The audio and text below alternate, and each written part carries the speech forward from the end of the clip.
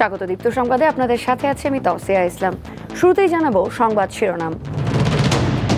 ভয়ঙ্কর হয়ে উঠছে ডেঙ্গু, বাড়ছে মৃত্যুর মিছিল। 11 দিনে প্রাণ হারিয়েছে 19 জন। ভারতে পালানোর সময় রাউজানের সাবেক এমপি ফজলে করিম সহ 3 জন আটক। শ্রমিক অসন্তোষের জেরে আশুলিয়ায় আজ 219 কারখানা বন্ধ, হামলা ভাঙচুর হয়নি।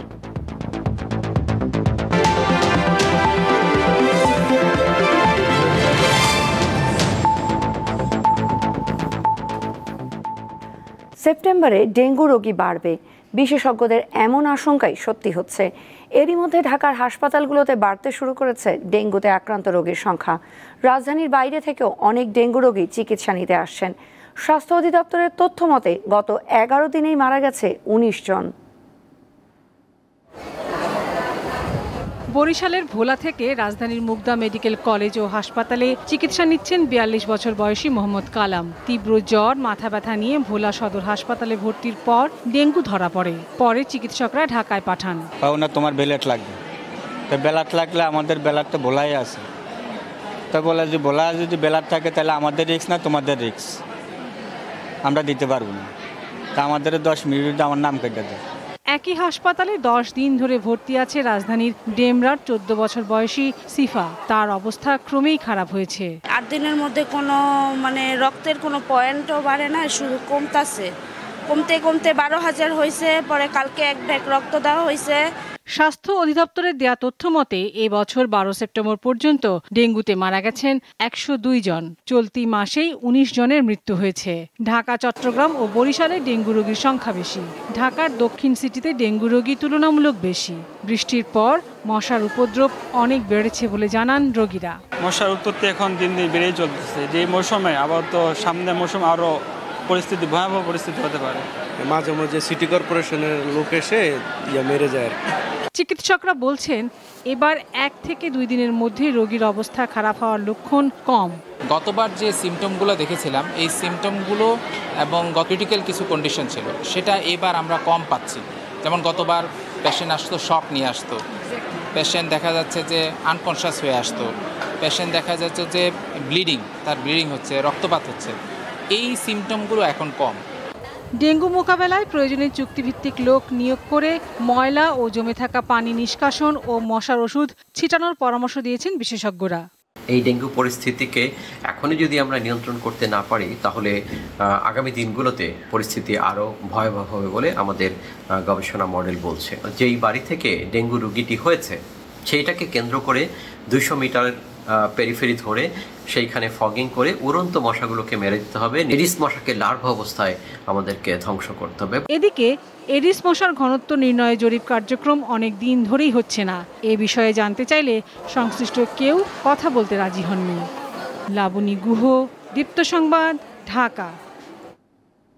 অন্তর্বর্তীকালীন সরকার যে সংস্কারের সিদ্ধান্ত নিয়েছেন তা যেন দ্রুত বাস্তবায়ন করা হয়, সে দাবি জানিয়েছেন বিএনপি মহাসচিব মির্জা ফখরুল ইসলাম আলমগীর। তিনি আরও বলেন, জনগণের শাসন প্রতিষ্ঠার জন্য দ্রুততম সময়ের মধ্যে জনগণের নির্বাচিত জনপ্রতিনিধিদের ক্ষমতা হস্তান্তরের জন্য পদক্ষেপ নিতে হবে। বৃহস্পতিবার রাজধানীর নয়াপল্টনে বিএনপির কেন্দ্রীয় কার্যালয়ে তিনি এসব কথা বলেন। প্রধান উপদেষ্টা তিনি একটি বক্তৃতা দিয়েছেন এবং তিনি মোটামুটিভাবে তার যে একটা ভিশন, এই মোটামুটি মোটা দাগে তিনি তুলে ধরেছেন। আমরা মনে করি যে তারা কাজ করছেন, এই কাজ করার সময় সুযোগ সবই তাদেরকে দেওয়ার জন্য আমরা প্রতিশ্রুতিবদ্ধ এবং আমরা আশা করি যে তারা যথাশীঘ্র সম্ভব স্বল্প সময়ের মধ্যে আপনারা তাদের এই কাজগুলো শেষ করে তারা নির্বাচনের দিকে যাবে। শারীরিক কিছু জরুরি পরীক্ষা নিরীক্ষার জন্য রাজধানীর একটি হাসপাতালে ভর্তি হয়েছেন বিএনপি চেয়ারপারসন খালেদা জিয়া। গত রাত 1:45টার দিকে তাকে হাসপাতালে নেওয়া হয় বলে জানিয়েছেন খালেদা জিয়ার ব্যক্তিগত চিকিৎসক ও বিএনপির স্থায়ী কমিটির সদস্য ডাক্তার AZM জাহিদ হোসেন। প্রায় 1.5 মাস হাসপাতালে চিকিৎসাধীন থাকার পর গত 21 আগস্ট গুলশানের বাসায় ফেরেন বিএনপি চেয়ারপারসন। সাবেক প্রধানমন্ত্রী খালেদা জিয়া দীর্ঘদিন ধরে liver cirrhosis, arthritis, diabetes, kidney, ফুসফুস, হার্ট ও চোখের সমস্যা সহ বিভিন্ন রোগে ভুগছেন। গত 23 জুন তার সফল অস্ত্রোপচার হয়। উন্নত চিকিৎসার জন্য শিগগিরই খালেদা জিয়াকে যুক্তরাজ্যে পাঠানোর প্রক্রিয়া চলছে বলে জানা গেছে। কথা আসবে আপনারা বাইরে নিচ্ছেন না কেন।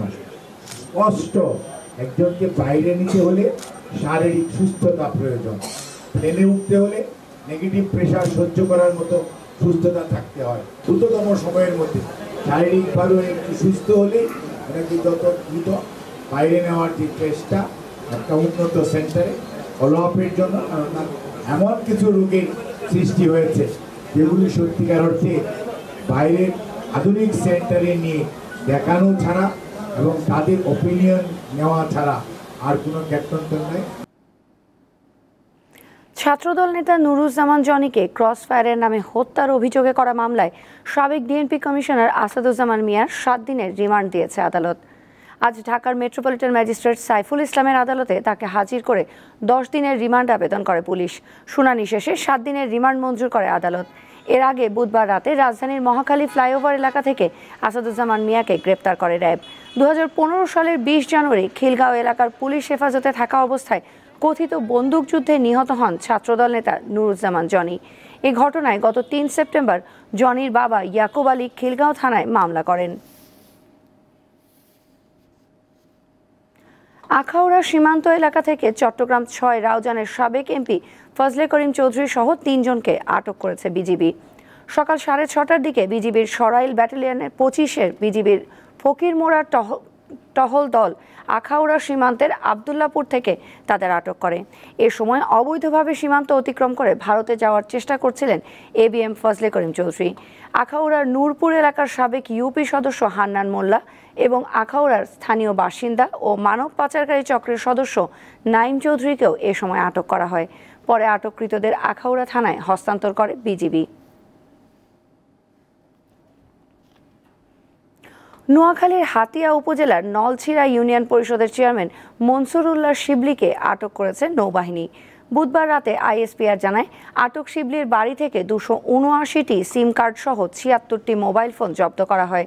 এসব ফোন এবং সিম কার্ড ব্যবহার করে বিপুল অঙ্কের সরকারি টাকা বিকাশ, নগদ ও রকেট অ্যাকাউন্টের মাধ্যমে উত্তোলনের আলামত পাওয়ার কথা জানানো হয়েছে। প্রতিবন্ধী, শিক্ষা, বিধবা ও বয়স্ক ভাতা সহ বিভিন্ন সরকারি অর্থ ইউনিয়নের জন্য বরাদ্দ আসে, যার বড় একটি অংশ এই সকল মোবাইল ও সিম কার্ডের মাধ্যমে অবৈধভাবে উত্তোলন ও আত্মসাতের অভিযোগ রয়েছে। আটকের পর চেয়ারম্যানকে হাতিয়া থানায় হস্তান্তর করে নৌবাহিনী।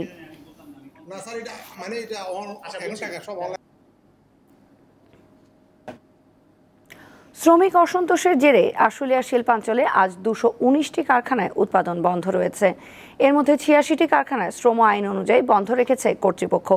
বাকি 133টি কারখানায় ছুটি দেওয়া হয়েছে সাধারণ ছুটি। এছাড়া ঢাকা ইপিজেড সহ শিল্পাঞ্চলের অন্যান্য কারখানা চালু রয়েছে। শিল্প পুলিশ জানায় আজ শিল্পাঞ্চলের কোথাও কোনো সড়ক অবরোধ সহ কারখানায় হামলা বা ভাঙচুরের ঘটনা ঘটেনি। তবে অভ্যন্তরীণ শ্রমিক অসন্তোষের কারণে বেশ কিছু কারখানার শ্রমিকরা কাজে যোগ দেননি। শিল্পাঞ্চলে যে কোনো ধরনের অপ্রীতিকর ঘটনা এড়াতে কারখানাগুলোর সামনে মোতায়েন করা হয়েছে অতিরিক্ত পুলিশ সদস্য। এছাড়া শিল্পাঞ্চলে যৌথ বাহিনীর টহল অব্যাহত রয়েছে।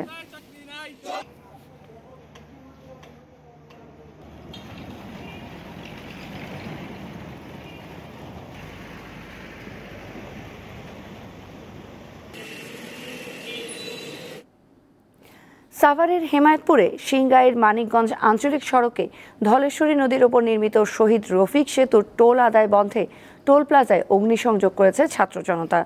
বেলা 11টার দিকে বিক্ষোভ কর্মসূচিতে যোগ দেয় ইসলামী ছাত্র আন্দোলন, পরিবহনের চালক, হেলপার ও মানিকগঞ্জ সিংগাইরের সাধারণ মানুষ।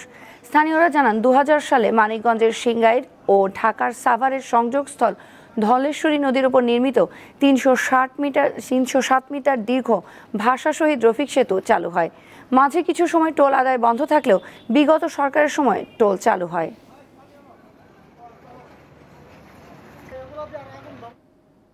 এবারে কেওয়াই স্টিল চট্টগ্রাম সংবাদ।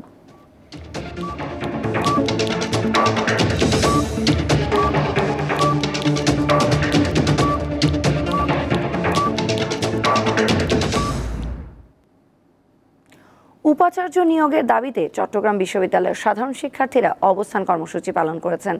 ছাত্র জনতার গণ অভ্যুত্থানের পর গত 12 আগস্ট চট্টগ্রাম বিশ্ববিদ্যালয়ের উপাচার্য পদত্যাগ করেন।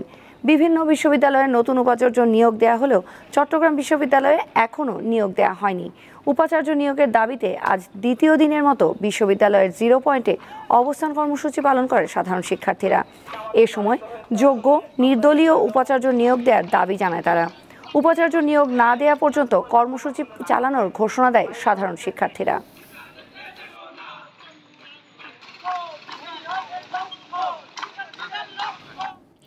মেহেরপুরে একটি যাত্রীবাহী বাসে তল্লাশি চালিয়ে 2 কেজি 618 গ্রাম ওজনের 25টি স্বর্ণের বার সহ 2 জনকে আটক করেছে বিজিবির কুষ্টিয়া ব্যাটালিয়নের অধিনায়ক লেফটেন্যান্ট কর্নেল মাহবুব মোর্শেদ রহমান জানান, ভোর 5:30টার দিকে ঢাকা থেকে মেহেরপুরগামী JR পরিবহনের একটি বাসে তল্লাশি চালানো হয়।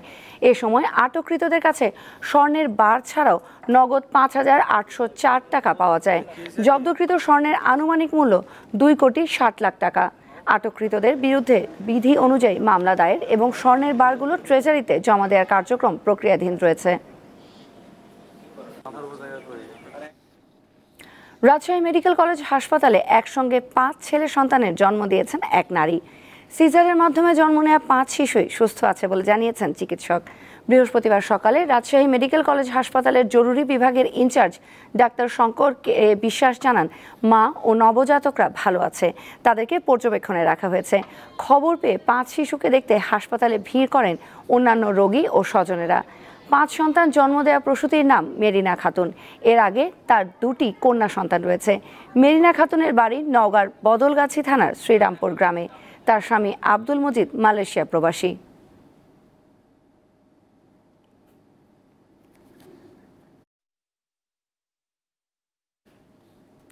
বন্যার্তদের সহায়তায় প্রধান উপদেষ্টার ত্রাণ তহবিলে একদিনের বেতন দিয়েছেন আকিজ ইনসাফ গ্রুপের বিস্কুট ব্র্যান্ড বেকম্যানসের কর্মীরা। অনুদানের চেক দুর্যোগ ব্যবস্থাপনা ও ত্রাণ মন্ত্রণালয়ের উপদেষ্টা ফারুক আজমের কাছে হস্তান্তর করেন আকিজ বেকার্সের chief marketing officer Shafiqul Islam Tushar এবং আকিজ ইনসাফের head of HR and admin Subrata Biswas. দেশের সংকটময় পরিস্থিতিতে মানুষের পাশে থাকার কর্মসূচির অংশ হিসেবে বেকম্যানস গত 10 দিন ফেনী, নোয়াখালী, লক্ষ্মীপুর ও কুমিল্লার প্রত্যন্ত অঞ্চলে বন্যার্তদের মাঝে শুকনো খাবার বিতরণ করেছে। আকিজ ইনসাফ আশা করছে সবার সম্মিলিত প্রচেষ্টায় শিগগিরই দেশে শান্তি ফিরবে।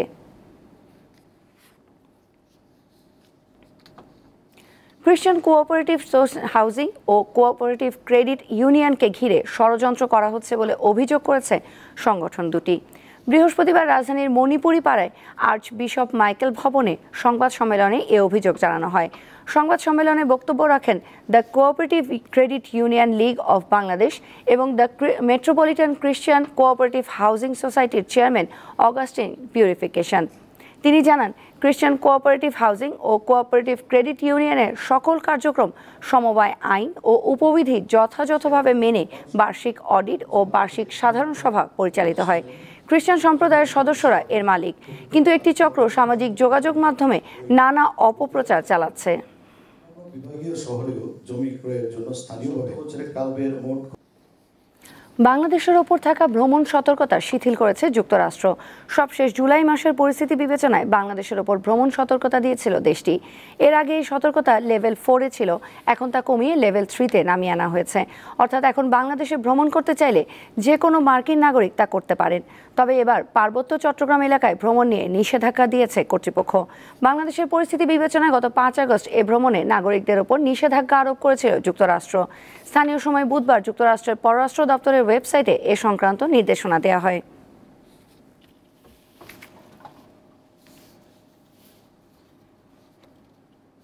বাংলাদেশের সাবেক প্রধানমন্ত্রী শেখ হাসিনাকে দেশে ফেরত পাঠানোর ব্যাপারে কূটনৈতিক উপায়ে অন্তর্বর্তী সরকারের সাথে কাজ করছে ভারত। এই ব্যাপারে এক প্রশ্নের জবাবে একথা জানিয়েছেন ভারতের পররাষ্ট্রমন্ত্রী এস জয়শঙ্কর। স্থানীয় সময় মঙ্গলবার বার্লিনে জার্মান পররাষ্ট্রমন্ত্রী অ্যানালেনা বেয়ারকবের সঙ্গে বৈঠকের পর যৌথ সংবাদ সম্মেলনের আয়োজন করা হয়। সেখানে এক সাংবাদিক ভারতে আশ্রয় নেওয়া বাংলাদেশের সাবেক প্রধানমন্ত্রী শেখ হাসিনাকে দেশে ফেরত পাঠানোর বিষয়ে প্রশ্ন করেন। জবাবে জয়শঙ্কর এ মন্তব্য করেন, ছাত্র জনতার অভ্যুত্থানে গত 5 আগস্ট আওয়ামী লীগ সরকারের পতন হয়। প্রধানমন্ত্রীর পদ থেকে পদত্যাগ করে দেশ ছেড়ে ভারতে পালিয়ে যান শেখ হাসিনা। তিনি এখন ভারতে অবস্থান করছেন। ভারতের উত্তর পূর্বাঞ্চলীয় মণিপুর রাজ্যের পরিস্থিতি এখন নিয়ন্ত্রণে আছে বলে জানিয়েছে কেন্দ্রীয় আধা সামরিক বাহিনীর মহাপরিচালক মনীশ কুমার। গেল কয়েকদিন ধরে রাজ্যটিতে জাতিগত সংঘাতে আন্দোলনরত শিক্ষার্থীদের সঙ্গে পুলিশের সংঘর্ষের ঘটনা ঘটে। এতে প্রায় 100 জন শিক্ষার্থী আহত হয়। পরিস্থিতি নিয়ন্ত্রণে মঙ্গলবার রাজ্যে কেন্দ্রীয় আধা সামরিক বাহিনী CRPF মোতায়েন করা হয়। আর একদিন পরই পরিস্থিতি নিয়ন্ত্রণে আনার কথা জানান বাহিনী প্রধান। তবে মঙ্গলবার মণিপুরের রাজধানী ইম্ফল ছেড়ে আসামের গুয়াহাটিতে গেছেন গভর্নর লক্ষণ প্রসাদ আচার্য। গত এক সপ্তাহে মণিপুরে বন্দুকযুদ্ধ, ড্রোন ও রকেট হামলায় অন্তত 11 জন নিহত হয়। পাকিস্তানে কয়েকজন শীর্ষ নেতা ও সংসদ সদস্যদের গ্রেপ্তারের প্রতিবাদে দেশজুড়ে বিক্ষোভের ডাক দিয়েছে PTI। আগামীকাল শুক্রবার এ বিক্ষোভ পালন করবে PTI। পাকিস্তানের সাবেক প্রধানমন্ত্রী ইমরান খানের মুক্তির দাবিতে গেল রবিবার রাজধানী ইসলামাবাদের উপকণ্ঠে বিশাল জনসভা করে পাকিস্তান তেহরিক ইনসাফ PTI। ওই সমাবেশ থেকে অবিলম্বে ইমরান খানের মুক্তির দাবি জানান নেতাকর্মীরা। গেল ফেব্রুয়ারিতে বিতর্কিত নির্বাচনের পর এটি PTI-এর প্রথম শক্তি প্রদর্শন ছিল। এর একদিন পর সোমবার অভিযান চালিয়ে PTI চেয়ারম্যান সহ কয়েকজন শীর্ষ নেতাকে গ্রেপ্তার করে পুলিশ। পার্লামেন্টের অধিবেশন শেষে দলটির কয়েকজন সংসদ সদস্যকে আটক করা হয়। সমালোচনার মুখে মঙ্গলবার কয়েকজনকে মুক্তি দেয়া হয়।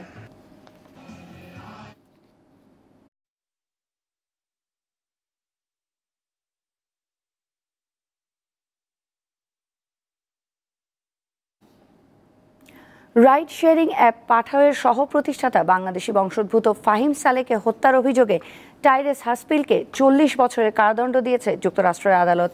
স্থানীয় সময় মঙ্গলবার নিউ ইয়র্কের ম্যানহাটনের একটি আদালত এ রায় দেয়। 2020 সালের 13 জুলাই নিউ ইয়র্কে নিজের ফ্ল্যাটে নৃশংসভাবে খুন হন ফাহিম সালেহ। সালেহ $4 লাখ চুরি করেছিলেন তার ব্যক্তিগত সহকারী হাসপিল। সে সময় তার বয়স ছিল মাত্র 21 বছর। অর্থ চুরির ঘটনা লুকাতে তাকে হত্যার পরিকল্পনা করেন হাসপিল। হত্যার পর ইলেকট্রিক করাত দিয়ে তার দেহ খণ্ড বিখণ্ড করেন তিনি।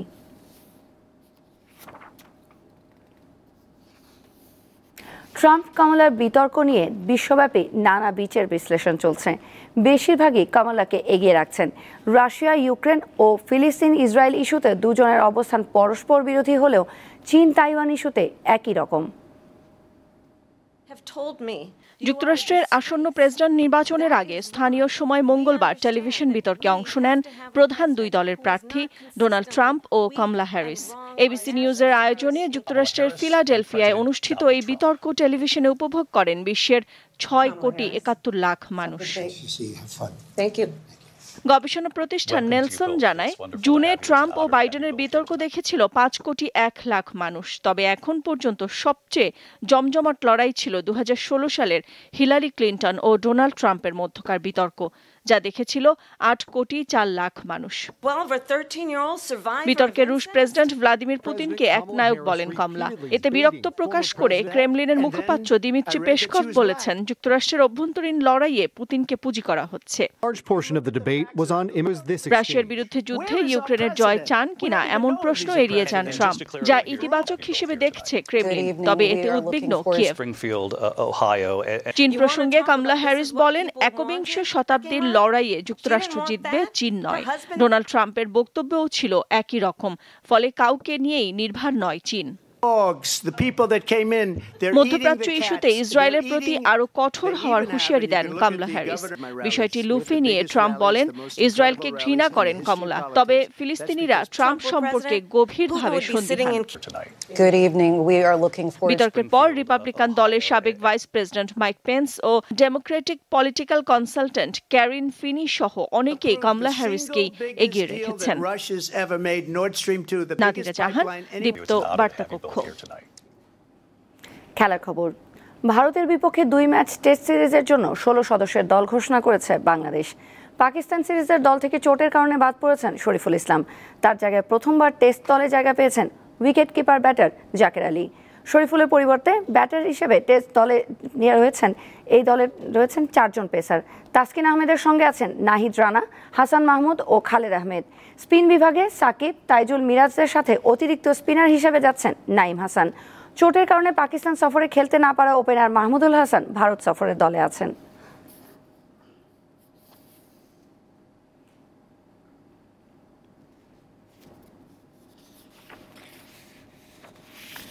বাংলাদেশ ক্রিকেট দলকে সংবর্ধনা দিয়েছেন প্রধান উপদেষ্টা ডক্টর মোহাম্মদ ইউনূস। বৃহস্পতিবার রাজধানীর তেজগাঁওয়ে প্রধান উপদেষ্টার কার্যালয়ে এই সংবর্ধনা দেওয়া হয়। কদিন আগে পাকিস্তানের মাটিতে তাদের বিপক্ষে 2 ম্যাচের সিরিজ জিতেছে টাইগাররা। ঐতিহাসিক এই সিরিজ জয়ের দিনই জানা গিয়েছিল দেশে ফিরে প্রধান উপদেষ্টার সঙ্গে দেখা করবেন ক্রিকেটাররা। দেশে পৌঁছানোর পর ভারত সিরিজকে সামনে রেখে অনুশীলনে ব্যস্ত সময় কাটাচ্ছে টিম টাইগার্স। এরই মধ্যে বৃহস্পতিবার ডক্টর ইউনূসের সঙ্গে দেখা করলেন তারা। এখন থেকে প্রতি 2 বছর পর হবে নারীদের অনূর্ধ্ব 19 টি-20 এশিয়া কাপ। কুয়ালালামপুরে বুধবার এসিসির বোর্ড সভায় নেওয়া হয়েছে এই সিদ্ধান্ত। 2025 সালের জানুয়ারিতে হবে নারীদের অনূর্ধ্ব 19 টি-20 বিশ্বকাপের দ্বিতীয় আসর। তার আগে দলগুলো নিজেদের যাতে যাচাই করে নিতে পারে তার জন্যই এমন সিদ্ধান্ত নিয়েছে এসিসি। গত বছর প্রথমবারের মতো মেয়েদের অনূর্ধ্ব 19 টি-20 বিশ্বকাপ সফলভাবে অনুষ্ঠিত হওয়ার পর থেকেই এশিয়া কাপ নিয়ে ভাবতে শুরু করে এসিসি। দ্বিতীয় আসরের ভেন্যু এবং কতগুলো দল অংশ নেবে তা অবশ্য এখনও চূড়ান্ত হয়নি।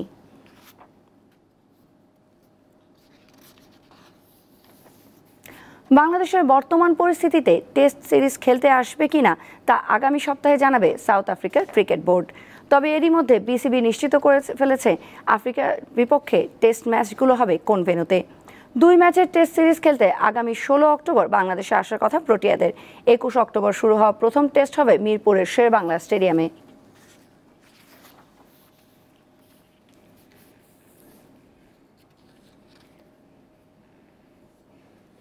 শেষ করব দীপ্ত সংবাদ। যাবার আগে সংবাদ শিরোনামগুলো জানাবো আরও একবার। ভয়ঙ্কর হয়ে উঠছে ডেঙ্গু, বাড়ছে মৃত্যুর মিছিল। 11 দিনে প্রাণ হারিয়েছে 19 জন। ভারতে পালানোর সময় রাউজানের সাবেক এমপি ফজলে করিম সহ 3 জন আটক। শ্রমিক অসন্তোষের জেরে আশুলিয়ায় আজ 219 কারখানা বন্ধ, হামলা ভাঙচুর হয়নি।